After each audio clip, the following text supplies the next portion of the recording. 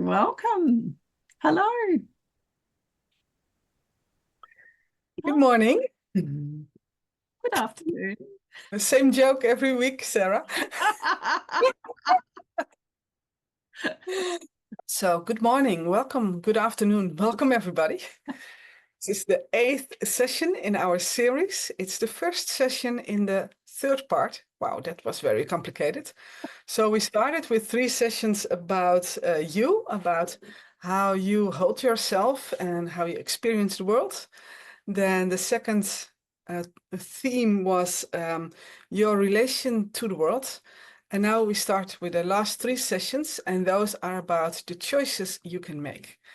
And actually, there's a lot to choose, and it's more important than ever to choose, I think. Don't you think, Sarah? Absolutely. I think that's the only way Absolutely. we feel like we have some influence in what's going on is the choices we make. And when we were preparing, we were discussing about how we see a lot of similarities with about 100 years ago. And actually, in the Netherlands, there's this kind of taboo to make this comparison. But yet, if you're really honest, you see a lot of the same mechanisms.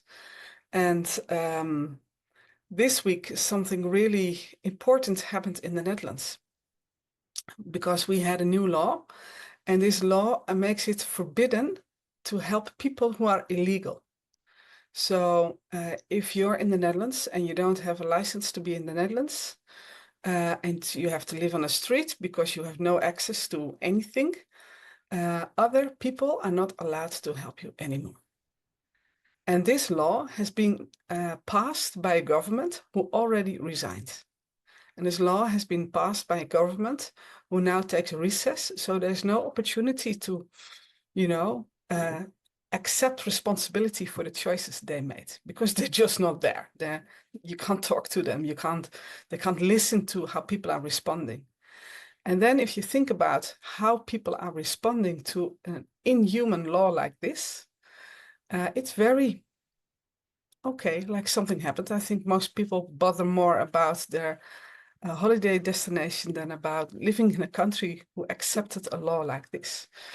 And it's not about your political flavor, it's about the way things are organized and how we respond to it, which in my eyes is very similar to 100 years ago. And then much closer to home, or even closer to home, we had a barbecue last evening with the couple we play tennis with. And they both work for the Dutch Navy, and the man is being prepared to be in the top 50 of the Dutch Navy. So he gets all these cool kinds of trips to make and speakers to listen to, and there's a lot of time and money being spent on his training. And our oldest son, Caspar, he is studying to be a maritime officer. And joining the Navy is one of the options, but he didn't really take it too serious. He thought, well, it's a lot of, sitting and waiting. So our tennis partner started explaining, and he really started selling the Navy to our son. And our son was like, wow, it became more attractive by the minute.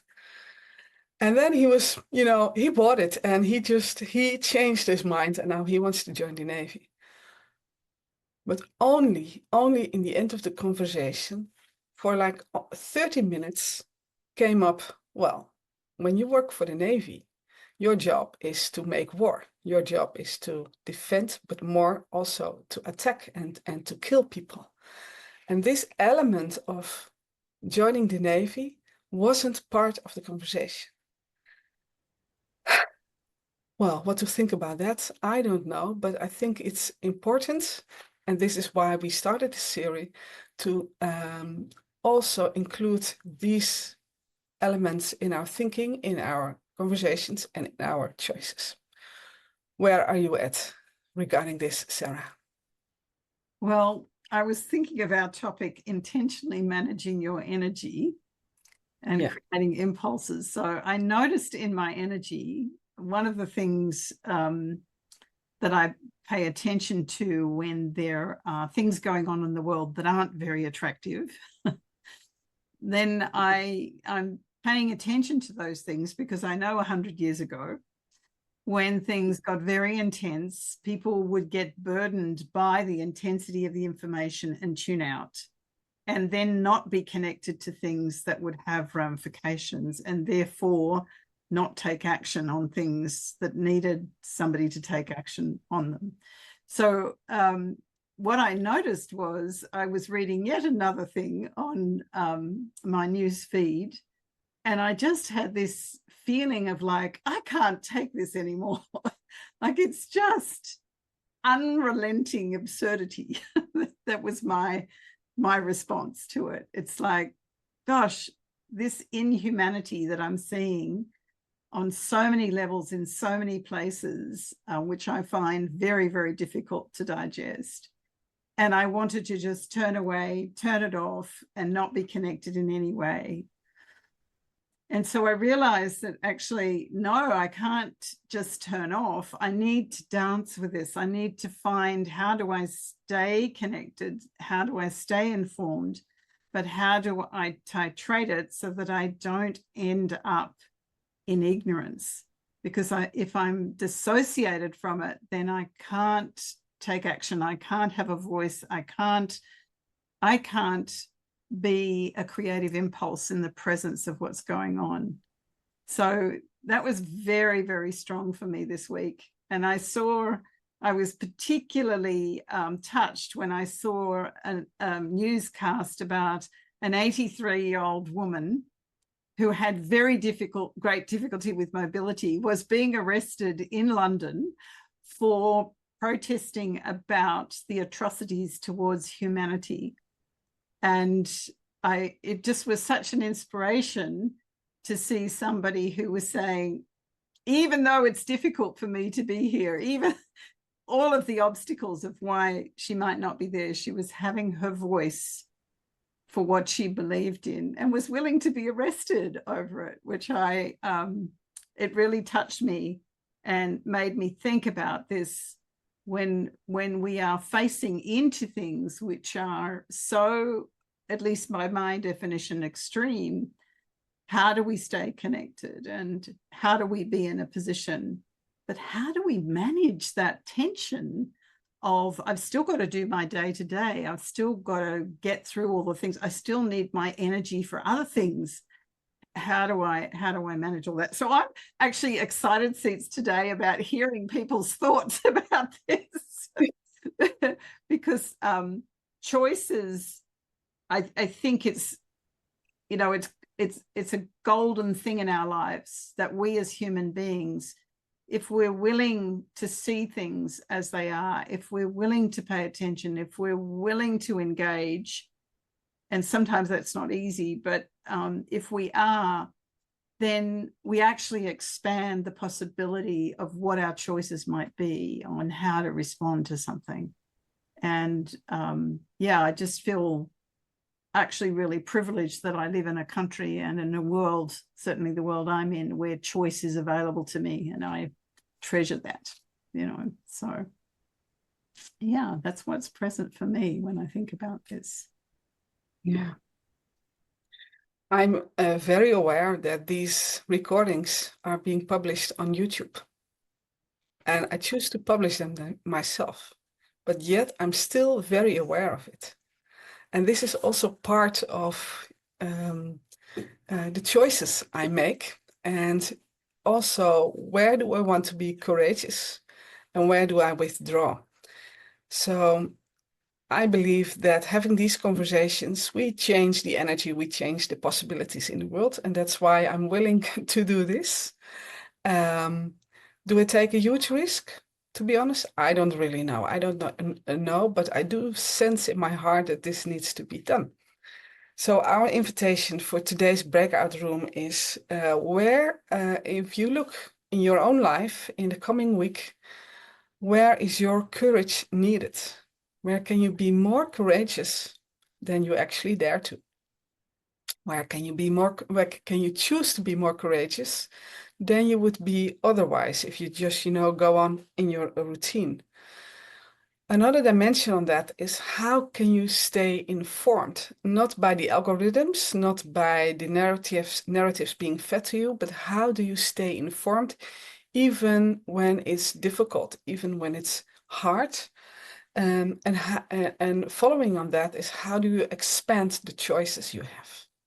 So our invitation is to reflect on how can you be courageous just in the next week? Because if you're not courageous, you give away your own power. How do you stay informed so that you make the right choices? And how can you expand your choices? All right. I will open the breakout rooms and we'll call you back in 15 minutes. I wish you a wonderful and energetic conversation. Welcome back, everyone. Here you all come.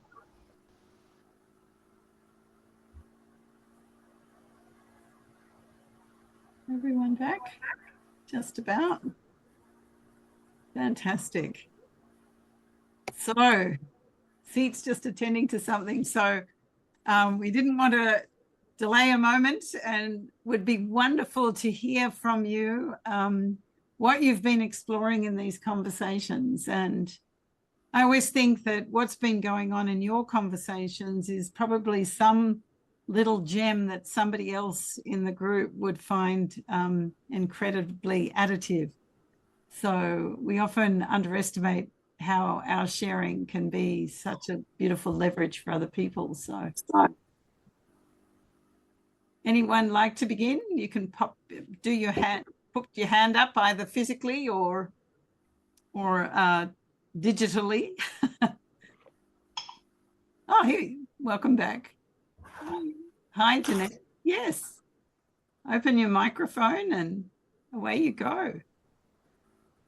We had an interesting conversation, and what I realized in this conversation that to respond to this, it's important to be in connection with yourself in your courage and the other side at the same time. Mm. And otherwise you will blow it up rather than staying connected with an open heart. Mm. That's what I learned in this session. Thank you. Thanks, Jeanette. Well said. Anyone else? I always find it difficult to find that hand, so I just raised my own hand. And by doing so, raising my voice. It was quite difficult, but we got there with the four of us.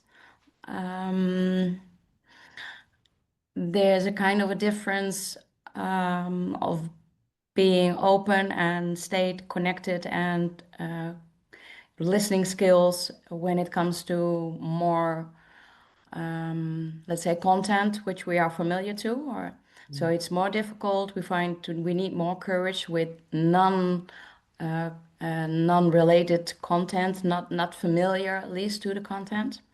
That's when we said we need to stay open and curious to the others by raising questions, and then feel the direction in the heart. So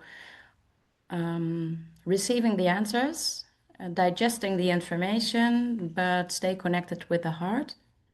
And for me, I would like to say not immediately ventilate that, because otherwise it's again another perspective which puts on the table. And the pitfall is then it becomes a table full of perspectives of everyone. So the courage I would need is to delay the ventilation of my own perspective or feeling.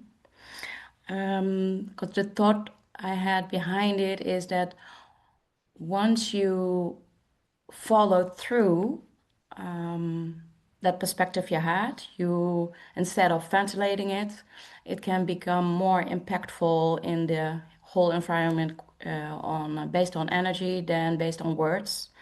And maybe we are all ventilating just to hear an affirmation of the other. But by doing so, we are creating again subgroups or, yeah, looking for other parties who can strengthen one perspective. So more courage on pause, what's right for me, and stay open and ask questions, and yeah, and make your own choices. Nice. Act via your own choices. Yeah. Thank you. Thank you. There's something that came to me as you were speaking about, and that's the idea of when somebody offers something, do we give a moment to receive it and to let it come and ripple towards us? And are we then open enough to let it affect us? So that actually it's a movement, but there's a movement between us, and there's an exchange that's actually happening in the movement, all the while paying attention to what moves in me. That's what I love, the keeping the heart open, so that we're affected, but we're in a movement that's connecting the information together. Yeah. I like that.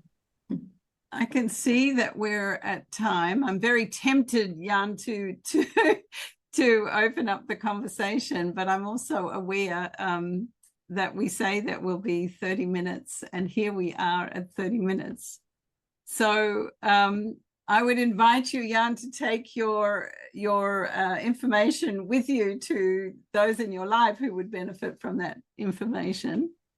And we look forward to seeing you in a week's time. And as you know, we're here on the theme of choices. So next time we'll be touching on something that you even shared here, which is allowing yourself to remain open and curious. So how do we stay open and curious? So we'll explore that next time, and have a beautiful week exploring with this intentionally managing your energy and creating the impulse that you want to create with that energy. Thank you so much for joining us. It's so lovely to see you. Thank you. Thank you. Thank you. Thank you. Bye.